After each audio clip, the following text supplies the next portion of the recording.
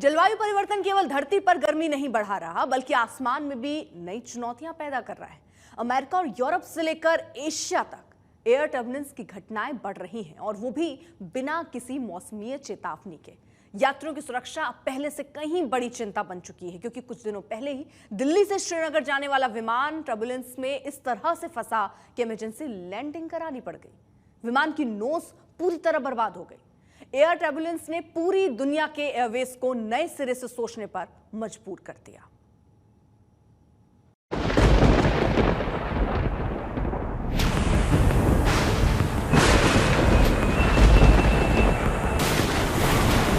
It was a very brutal experience, I can say.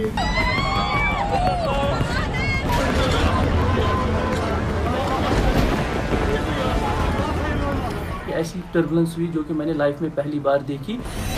सब passengers बैठे थे, सब रो रहे थे कि ट्रॉमेटाइज हुए कि इस वाली टर्बुलेंस से।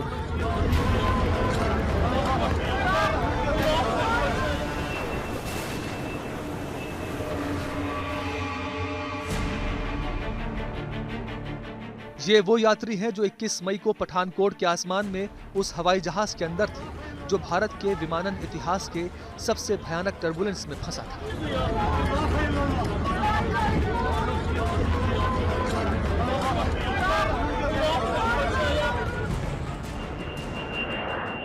इंडिगो का विमान दिल्ली से श्रीनगर के लिए उड़ान भरता है और 45 मिनट के बाद ही तूफानी हवा और ओलों की बारिश में फंस जाता है।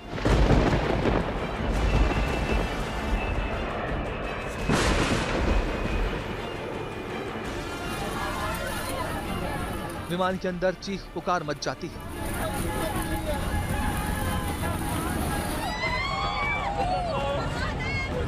टर्बुलेंस के चलते ही ये फ्लाइट झटके के साथ तेजी से अपनी हाइट लूज कर रही थी, जिससे इसमें बैठे तमाम मुसाफिरों की सांसें अटक गईं। इंडिगो की फ्लाइट संख्या 6E2142 हवा में हिचकोले खाने लगी, क्योंकि बाहर जबरदस्त तूफान था और बड़े बड़े ओले बरस रहे थे। विमान बुरी तरह टर्बुलेंस में फंस चुका था। पायलट की सूझबूझ और एयरफोर्स की मदद से विमान को सुरक्षित श्रीनगर एयरपोर्ट पर लैंड कराया गया, लेकिन विमान के नोज की हालत देखकर अंदाजा लगाया जा सकता है कि किन मुश्किल हालातों से ये विमान श्रीनगर तक पहुंचा होगा।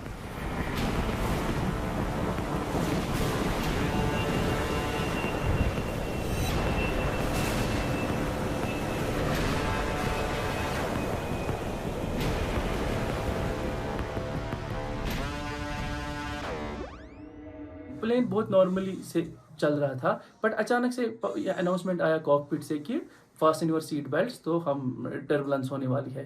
जो ही टर्बुलेंस स्टार्ट हुई, अब मैं आपको बोलूँगा कि ऐसी टर्बुलेंस हुई जो कि मैंने लाइफ में पहली बार देखी। ऐसी टर्बुलेंस हुई, और जो कि हमारे साथ पैसेंजर्स बैठे थे, सब रो रहे थे कि ट्रॉमेटाइज हुए कि इस वाली टर्बुलेंस से। The plane just entered a cloud that was a black cloud.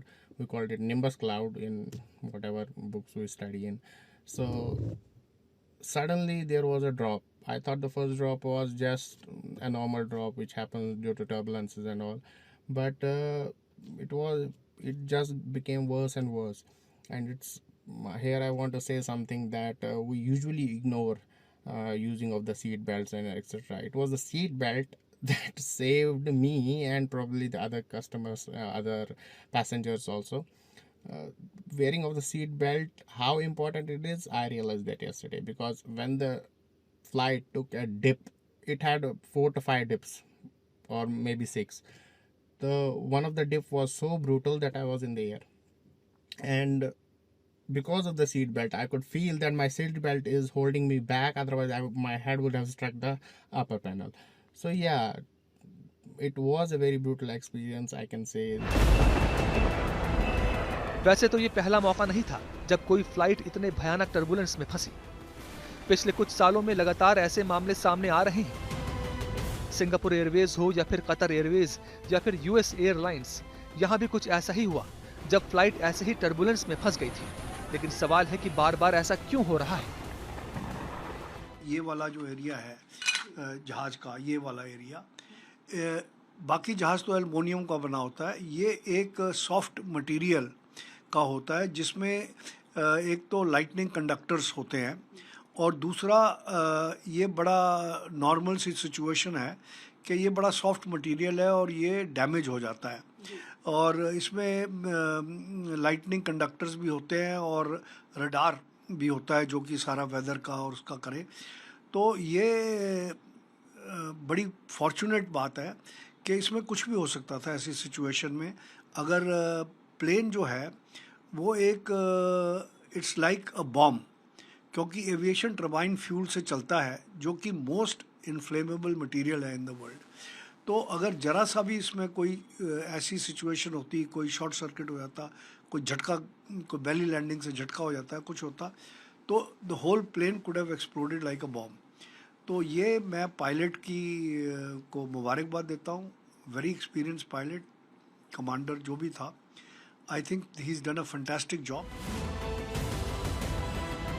आखिर टर्बुलेंस है क्या? दुनिया भर में टर्बुलेंस को लेकर चिंता क्यों बढ़ गई है? क्या हवाई टर्बुलेंस पर क्लाइमेट चेंज का असर हो रहा है? एविएशन में अक्सर टर्बुलेंस का उपयोग होता है। ये हवा के बहाव में बदलाव की वजह से आने वाली उथल-पुथल को कहते हैं। इसे ऐसे भी समझ सकते हैं कि जो हवा हवाई जहाज को उड़ाने में मदद करती है, अगर उस हवा की रफ्तार अचानक से कम या फिर तेज हो जाए तो उसे टर्बुलेंस कहते हैं। हल्के स्तर पर फ्लाइट करीब 1 मीटर नीचे ऊपर होती है। मीडियम रेंज में विमान 3 से 6 मीटर तक उछल या नीचे आ सकता है। गंभीर स्थिति में जहाज एक बार में 30 मीटर तक अप डाउन हो जाते हैं, और सबसे बड़ी बात, टर्बुलेंस को रडार भी कैच नहीं कर पाता। इंडिगो का विमान जिस टर्बुलेंस में फंसा था वो मीडियम रेंज का था, लेकिन इसके बावजूद पायलट विमान को सफल लैंडिंग कराने में कामयाब हो गया।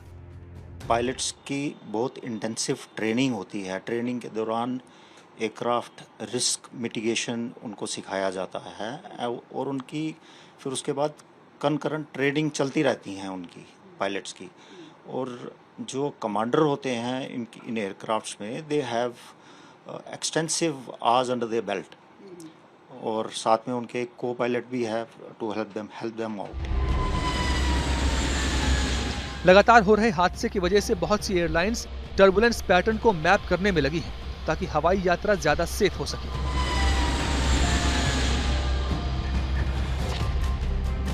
जैसे जैसे क्लाइमेट चेंज हो रहा है, ग्लोबल वार्मिंग भी बढ़ी है। वैज्ञानिक मानते हैं कि गर्मी बढ़ने के साथ साथ एयर टर्बुलेंस गंभीर और ज्यादा फ्रीक्वेंट होता जाएगा। वैज्ञानिक journal advancing earth and space sciences के मुताबिक ग्लोबल वार्मिंग के चलते पिछले 20 सालों में एयर टर्बुलेंस के हादसे बढ़े हैं। रीडिंग यूनिवर्सिटी के मुताबिक सबसे ज्यादा घटनाएं क्लियर एयर टर्बुलेंस यानी CAT की होंगी। CAT एक प्रकार की अशांति है जो साफ मौसम में भी विमान को झकझोर सकती है। ये हवा की अनियमित गतिविधियों के कारण होती है। एक्सपर्ट्स ने दावा किया कि साल 1979 की तुलना में साल 2020 तक कई रूट्स पर CAT के मामलों में 55% की बढ़त हुई। साल 2017 में भी एक स्टडी हुई जो कहती है क्लियर एयर टर्बुलेंस साल 2050 तक अभी की तुलना में 4 गुना हो जाएगा। टर्बुलेंस के काफ़ी सोर्सेस होते हैं, जिसमें कि एक जो है वो थंडरस्टॉर्म के कारण होता है, और एक स्पेसिफिक कैटेगरी होती है जिसे हम क्लियर एयर टर्बुलेंस बोलते हैं, यानी कि जो कोई भी इंडिकेशन के साथ में नहीं आता है। जैसे ये वाले घटना में ये क्लियर था कि वहाँ पे थंडरस्टॉर्म है, उसके अंदर काफ़ी टर्बुलेंस होगा, पर जो क्लियर एयर टर्बुलेंस होता है उसके कोई ऐसे विजुअल इंडिकेशंस नहीं होते हैं। और जो भी अब तक का रिसर्च है उसमें ये काफ़ी क्लियरली दिखा है कि ये क्लियर एयर टर्बुलेंस पर्टिकुलरली जो बिजी फ्लाइट रूट्स होती है, जैसे ट्रांस अटलांटिक रूट है यानी बिटवीन द US और यूरोप, यहाँ पे जो है वो पिछले 50-60 साल में बढ़ा है, और क्लाइमेट चेंज के कारण आने वाले सालों में जो है ये और बढ़ने वाला है। क्लाइमेट चेंज की वजह से मौसम गर्म होता जा रहा है, और विकसित होती दुनिया की वजह से आसमान में वायु यात्राओं का जाल बड़ा होता जा रहा है। वैज्ञानिक कहते हैं आसमान के नीचे हवा में करोड़ों अरबों का कारोबार चल रहा है, लेकिन हमें समझना होगा कि ये कारोबार पृथ्वी की सतह को ढकता जा रहा है, जिसकी वजह से ग्लोबल वार्मिंग में लगातार इजाफा हो रहा है।